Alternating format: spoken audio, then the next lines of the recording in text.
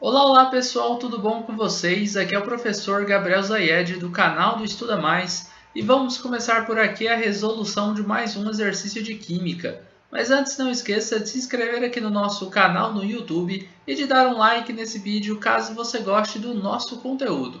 Olha só o que diz essa questão.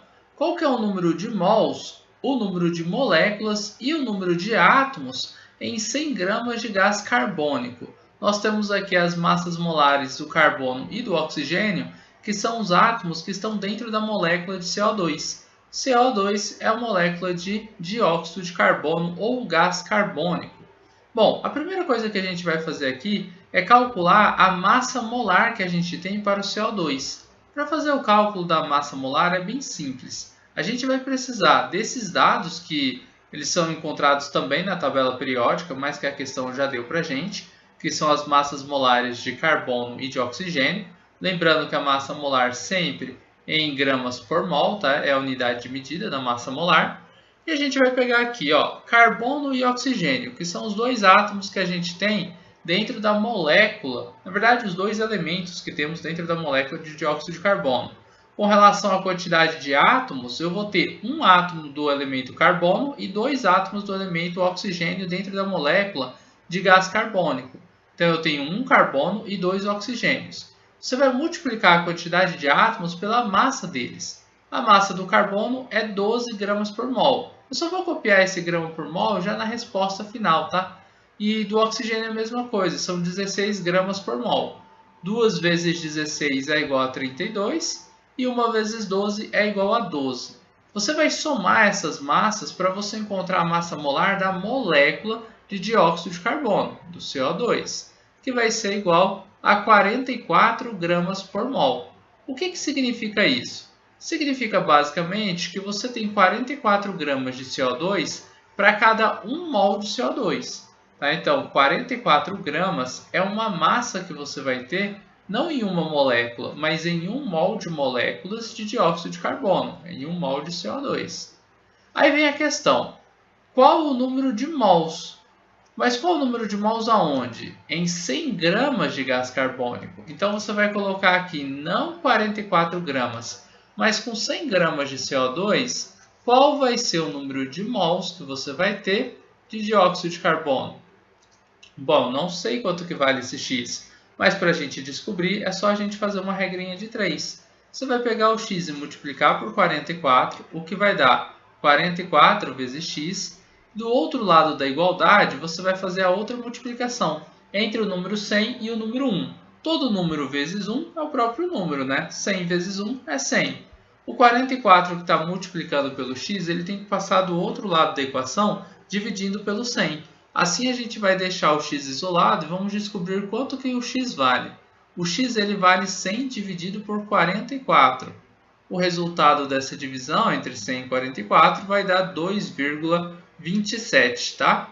Então 2,27 é o valor do nosso x. O x, que era o número de mols de CO2, a gente vai colocar aqui embaixo, então, ó, são 2,27 mols de dióxido de carbono.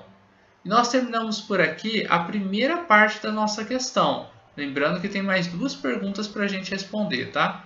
Então, nós descobrimos aqui o número de mols que a gente tem de CO2. Tá? Agora, a gente vai descobrir o número de moléculas que a gente tem. Para descobrir o número de moléculas a partir do número de mols é simples. É só você pegar esse valor que você tem aqui e multiplicar pela constante de Avogadro, que é 6 vezes 10 elevado a 23. Tá? Então, aí você já descobre o número de moléculas que você vai ter.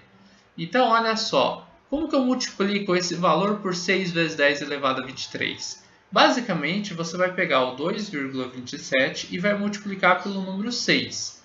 Esse vezes 10 a 23, ignora por enquanto. Primeiro a gente vai pegar aqui 6 multiplicado por 7, né, que é igual a 42. Depois a gente tem 6 vezes 2, que é 12. 12 mais 4 vai ser igual a 16. Sobe 1, desce 6. 6 vezes 2 é 12, mais 1 vai dar 13. A vírgula que está aqui, ó, tinha 2 algarismos à direita da vírgula. Na resposta ela cai aqui, deixando 2 algarismos à direita da vírgula também. Logo, nós descobrimos que o número de moléculas, olha só, número de moléculas de dióxido de carbono, de CO2, é de 13,62. Lembra do vezes 10 a 23 que eu não coloquei na multiplicação? Mantenha ele aqui na resposta, ó. Vezes 10 a 23 moléculas de CO2. Moléculas de dióxido de carbono. Então, se você tem um número de mol e você multiplicar ele pela constante de Avogadro ou pelo número de Avogadro, a gente vai chamar de Na, número de Avogadro, você encontra o número de moléculas que você tem, tá bom? E com relação à nossa terceira pergunta, olha só, essa daqui já é a nossa segunda resposta, tá? Vou marcar ela aqui também. A gente tinha uma terceira pergunta que dizia o seguinte: qual que é o número de átomos, não é? Olha só, vamos ver aqui, ó, número de mols, número de moléculas, agora átomos. Pessoal, em uma molécula de CO2, quantos átomos a gente tem? Olha só, isso aqui é uma molécula de CO2. Eu tenho 2 de oxigênio, mais 1 de carbono são 3. Lembra, ó, um átomo de carbono, 2 de oxigênio. No total são 3. Se você sabe o número de moléculas que você tem, é só você pegar o número de moléculas e multiplicar por 3. Porque aí você acha o número de átomos que você tem.